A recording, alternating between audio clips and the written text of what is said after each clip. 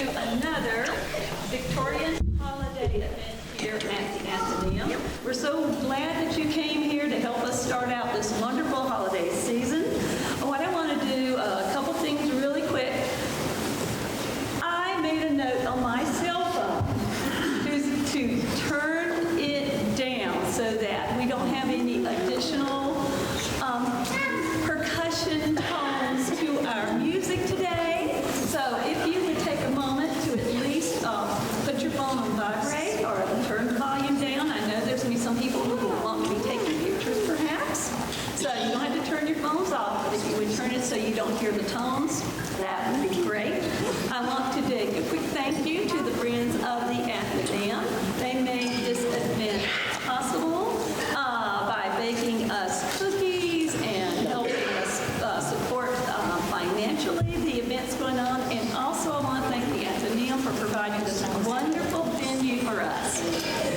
It's kind of cozy, so bear with us.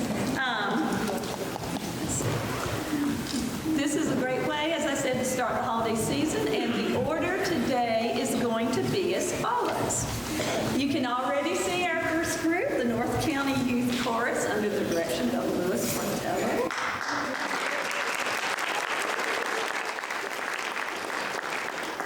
I guess I passed. Okay. Next, the Hilltones, under the direction of Alan Rowe, will follow them. Bill Tobin, which many of you know, he is going to provide us with some wonderful selections for our afternoon enjoyment. And then that will be followed by a wonderful Christmas reading by Nat Tripp, A Child's Christmas in Wales. And so, without further ado, I would like to ask you to join me in welcoming the youth.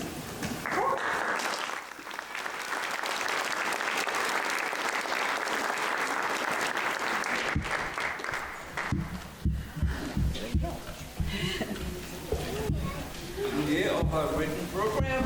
Our first song is called Love, and you will, for as old as me, you will certainly know what movie it comes from.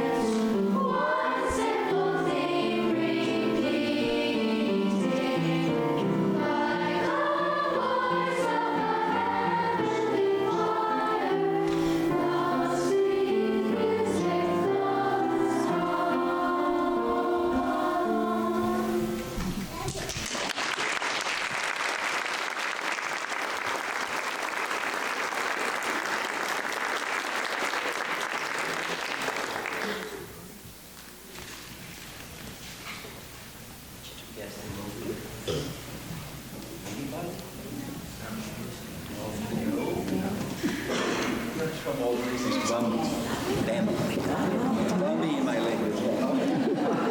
So, oh my God, you're not as old as I am then.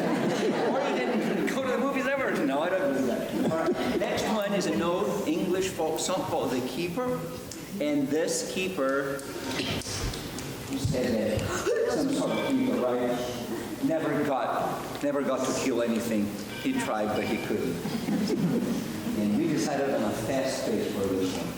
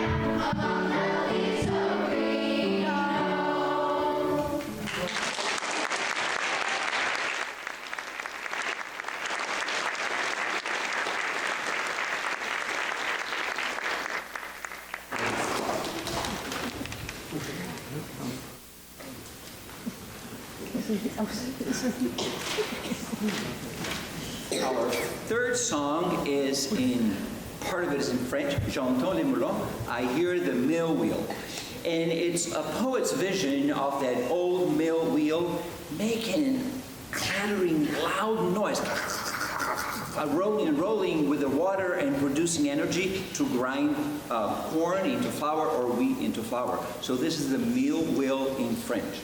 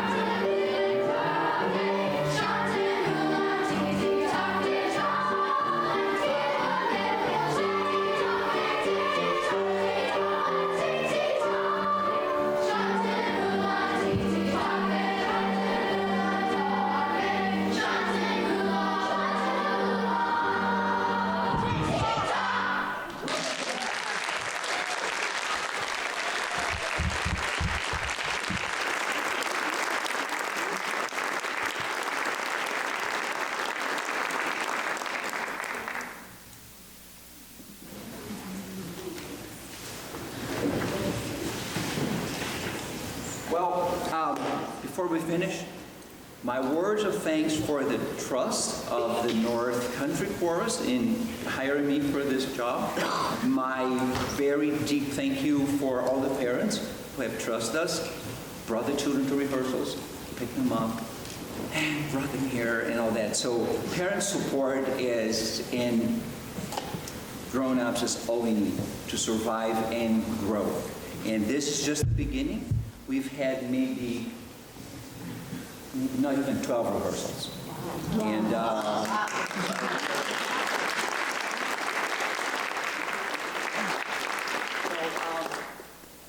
just wait and see. Next one, oh yeah, famous composer Randall Thompson. It's called The Echo Child, and the poem was written by a girl whose name is Mary Ellie Baker when she was 9.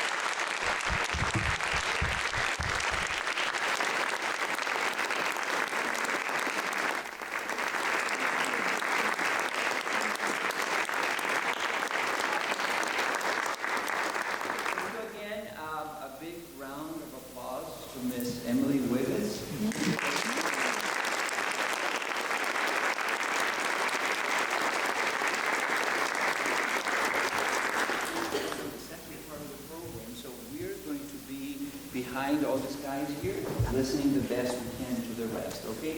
Lewis came in. Who was he first? The runners, right? Yeah. All right, so... Mr. Beachy. First, your line. Tell them about first night.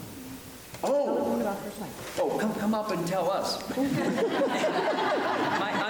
My English is just totally worn out.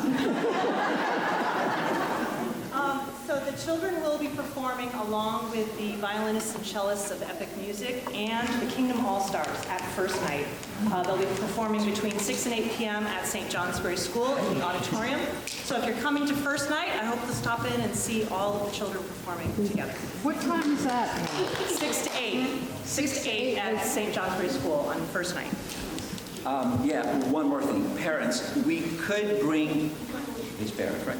Or families, we could bring the children downstairs for you to pick them up, but because there are treats here and there's more going on, what we're going to do is we're going to do our best to stay congregating next to the Christmas tree. And when you go, you need to see Mrs. Rowe. Where Mrs. Rowe is? Everybody knows who Mrs. Rowe is. She's right there with a clipboard to sign your kid, our kids out, all right? So we know. But we won't be going downstairs. We'll stay right next to the Christmas tree, like little kids. All right, here we go.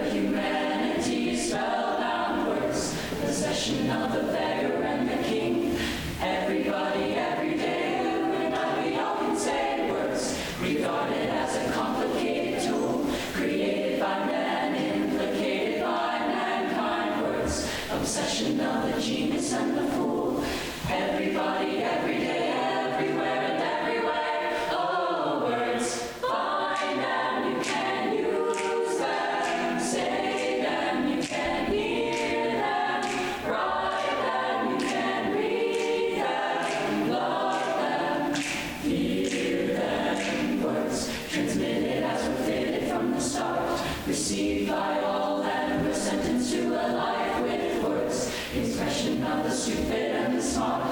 Everybody, every day, you and I, we all can say words inside your head can come alive as I said, softly, loudly, modestly, and proudly. Words, expression by the living and the dead.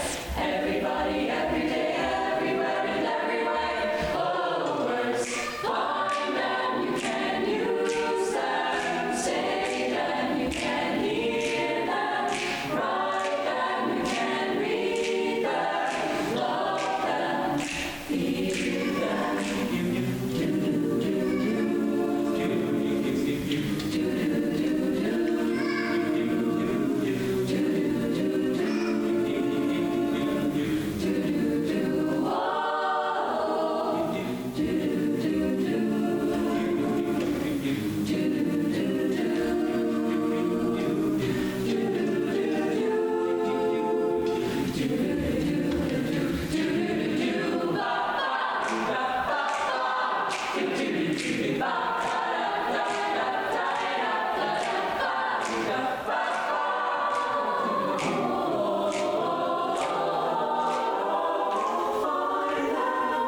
Use them, say them, hear them, write them, read them, love them, feel them, find them, you can use them, say them, you can hear them, write them, you can read them, love them, feel them, words, a letter and a letter on a string.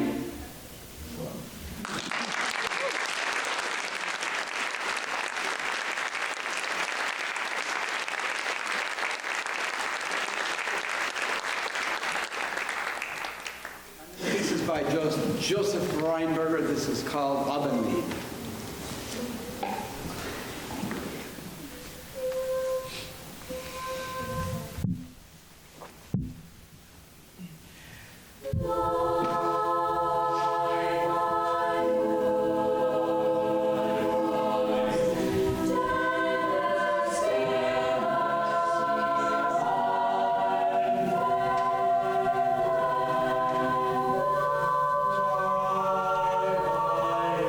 Thank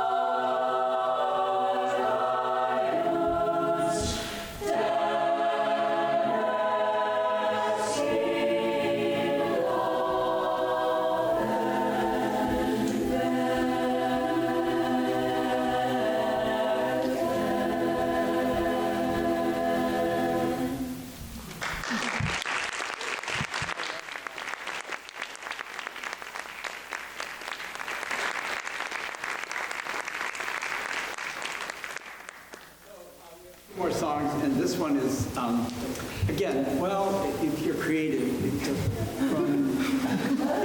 it could be Christmas songs. This is called the Coconut Song. The Coconut Song. It's a biology lesson.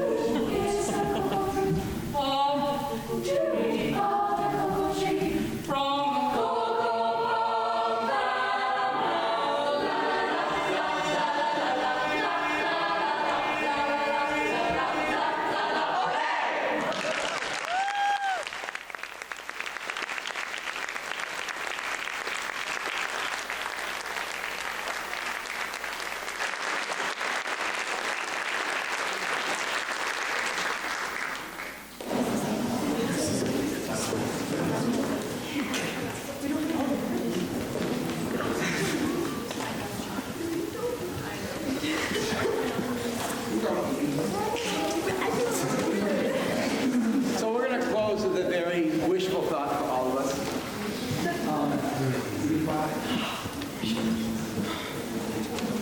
There you go.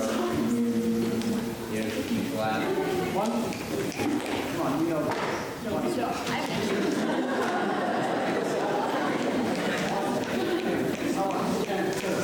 Dashing through the snow, o'er the fields we go.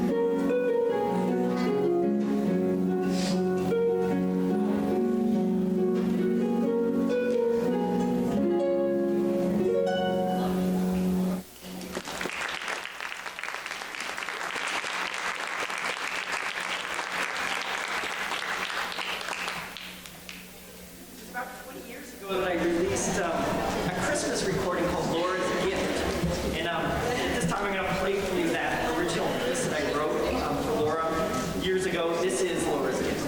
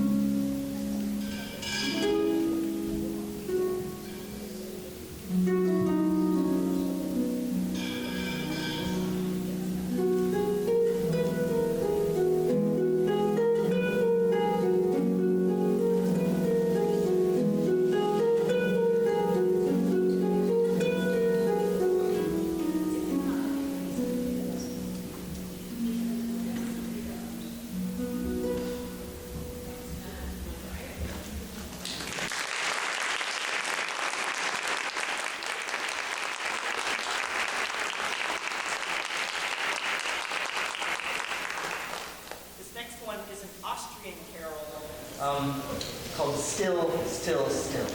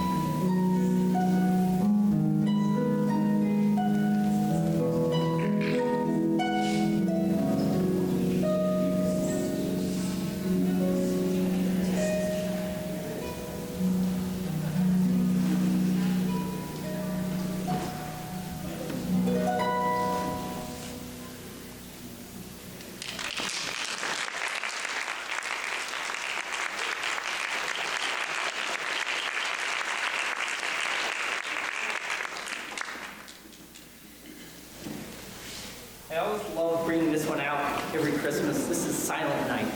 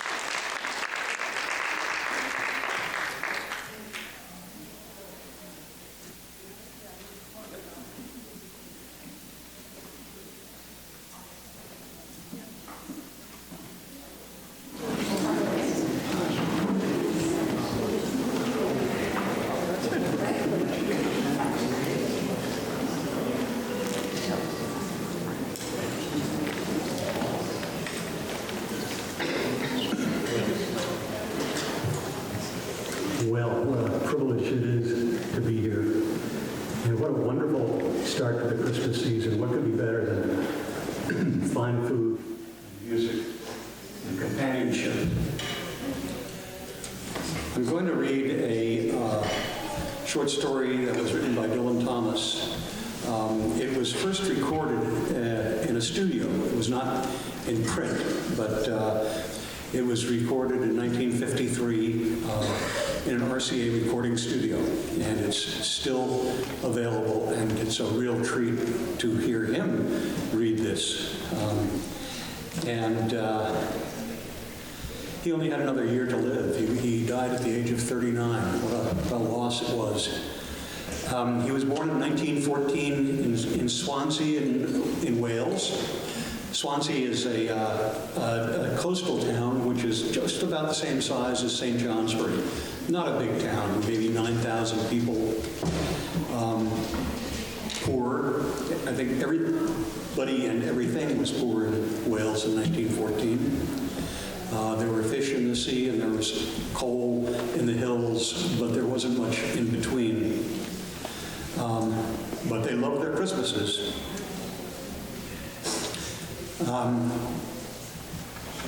A few little details about the place because they'll come out later. Swansea is on a peninsula, and so you have the open ocean on one side and the bay on the other side. That's the two-tongued sea he mentions.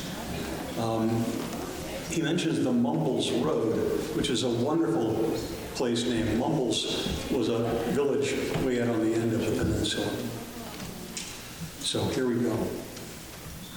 One Christmas was so much like another in those years around the Seatown corner now, and out of all sound except the distant speaking of the voices I sometimes hear a moment before sleep, that I can never remember whether it snowed for 6 days and 6 nights when I was 12, or whether it snowed for 12 days and 12 nights when I was 6. All the Christmases roll down towards the two-tongued sea like a cold and headlong moon bundling down the sky that was our street, and they stop at the rim of the ice-edged fish-freezing waves, and I plunge my hands into the snow and bring out whatever I can find. In goes my hand into that wool-white, bell-tongued ball of holidays resting at the rim of the carol-singing sea, and out come Mrs. Prothero and the firemen. It was on the afternoon of the Christmas Eve, and I was in Mrs. Prothero's garden waiting for cats with her son Jim. It was snowing. It was always snowing at Christmas. December, in my memory, is white as Lapland, although there were no reindeers, but there were cats.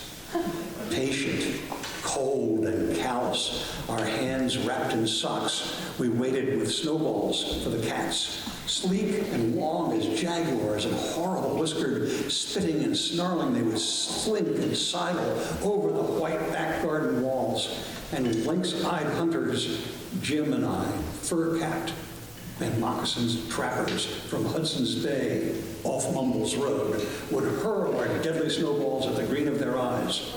But the wise cats never appeared. We were so still, Eskimo-footed marksmen in the muffling silence of the eternal snows, eternal ever since Wednesday, that we never heard Mrs. Prothero's first cry from her igloo at the bottom of the garden. Or if we heard it at all, it was to us like the far-off challenge of our enemy and prey, the neighbor's poor cat. But soon the voice grew louder. "Fire!" cried Mrs. Prothero as she beat the dinner gong, and we ran down the garden with the snowballs in our arms towards the house, and smoke was indeed pouring out of the dining room, and the dinner gong was bombulating, and Mr. Prothero was announcing ruin like a town crier in Pompeii. This was better than all the cats in Wales standing in a row on a wall, laden with snowballs. We went in and stopped at the open door of the smoke-filled room. Something was burning all right. Perhaps it was Mr. Prothero, who always slept there after midday dinner with a newspaper over his face, but he was standing in the middle room saying, "A fine Christmas," and smacking at the smoke with a slipper. "Call the fire brigade," called Mrs. Prothero as she beat the gong. "It won't be there," said Mr. Prothero. "It's Christmas."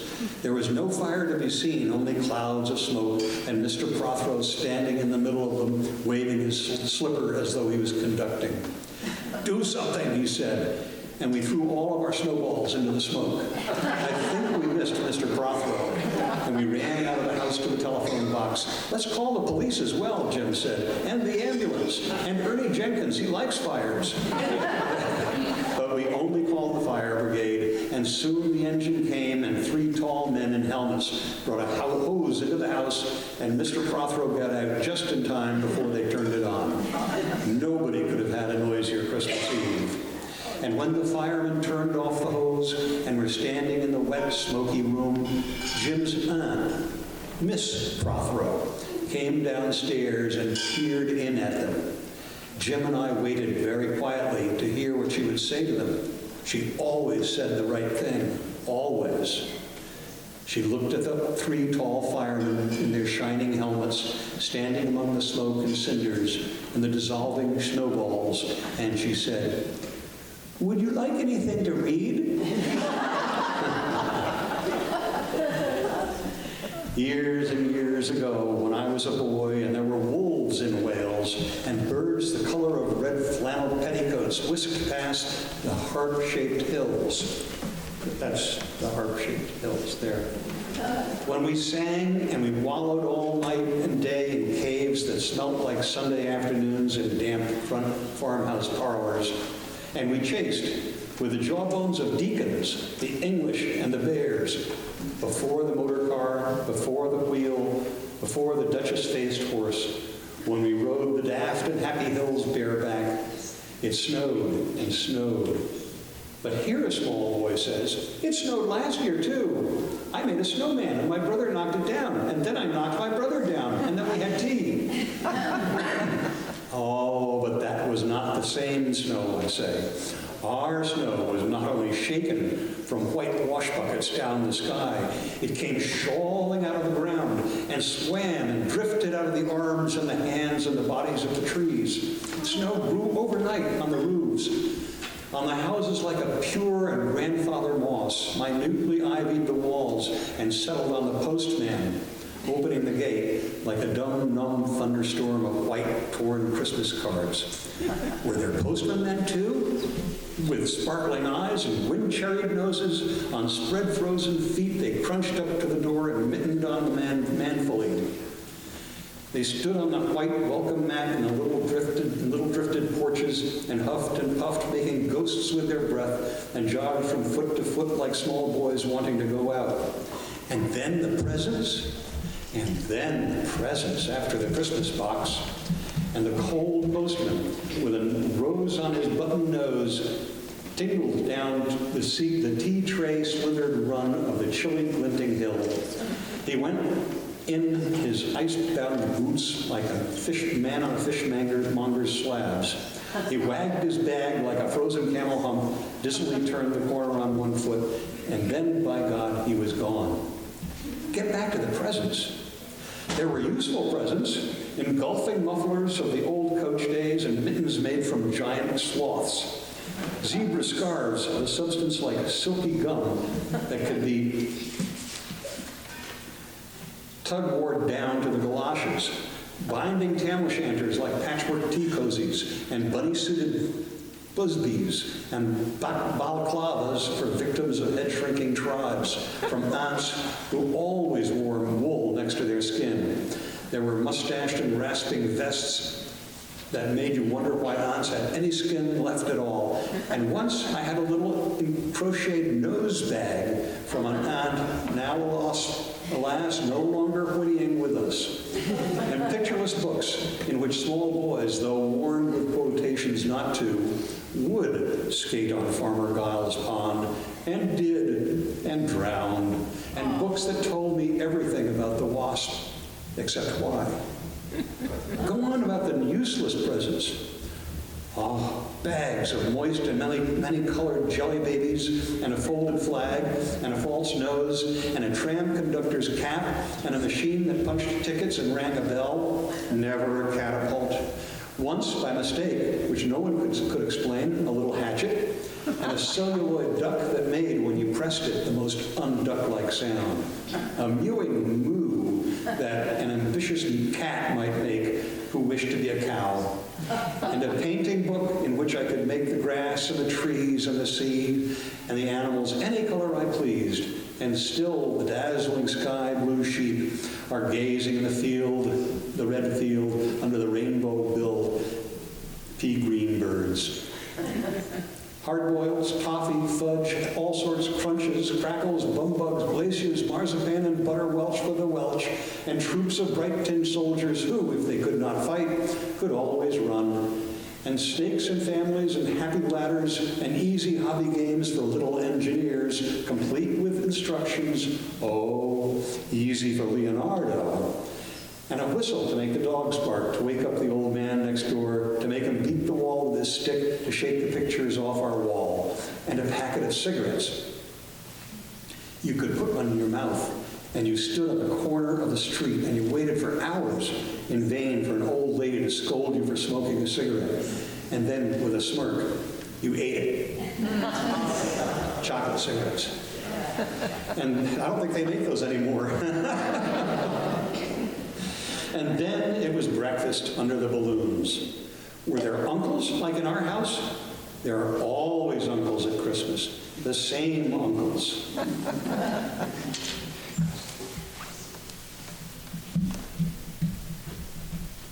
For dinner we had turkey and blazing pudding. And after dinner the uncles sat in front of the fire, loosened all the buttons, put their large moist hands over their watch chains, groaned a little, and slept.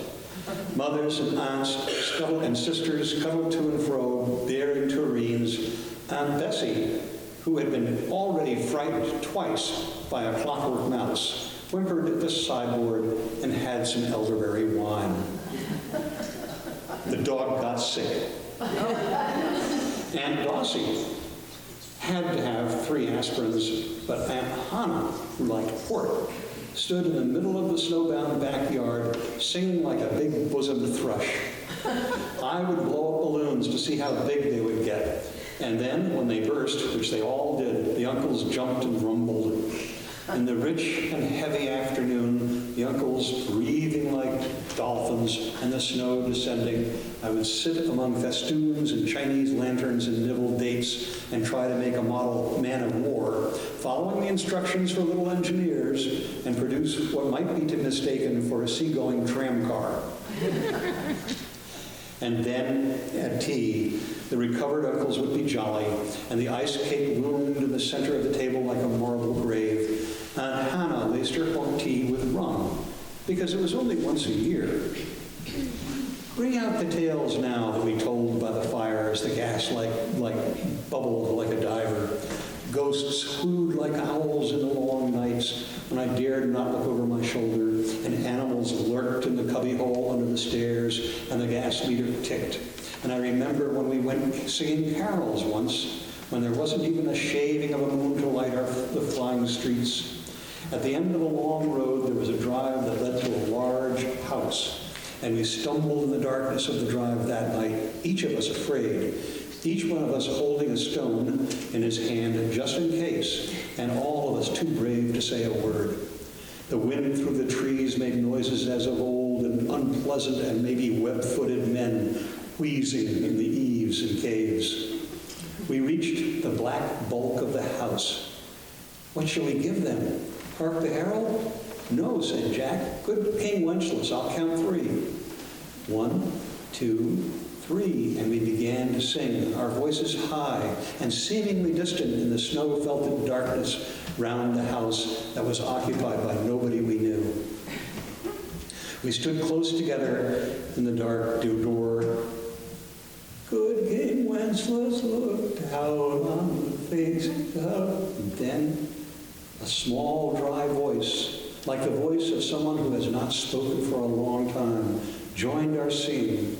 A small, dry, eggshell voice from the other side of the door, a small, dry voice through the keyhole. And when we stopped running, we were inside our house. And the front room was lovely, and balloons floated under the hot water bottle, gulping gas, and everything was good again and shone over the town. Perhaps it was a ghost, said Jim. Perhaps it was trolls, Dan said. Dan was always reading. Let's go in and see if there's any jelly left, Jack said, and we did that. Always on Christmas night there was music. An uncle played the fiddle, a cousin sang Cherry Ripe, another's uncle sang Drake's drum. It was very warm in the little house. Aunt Hannah, whom I now had gotten into the parsnip wine, sang a song about bleeding hearts and death. And then another in which she said her heart was like a bird's nest. And then everybody laughed again. And then I went to bed, looking through my bedroom window out into the moonlight and the unending smoke-colored snow. I could see the lights of the windows in all the other houses on our hill and hear the music rising from the long, steady, falling night. I turned the gas down. I got into bed. I said some words to the close and holy darkness, and then I slept. Merry Christmas.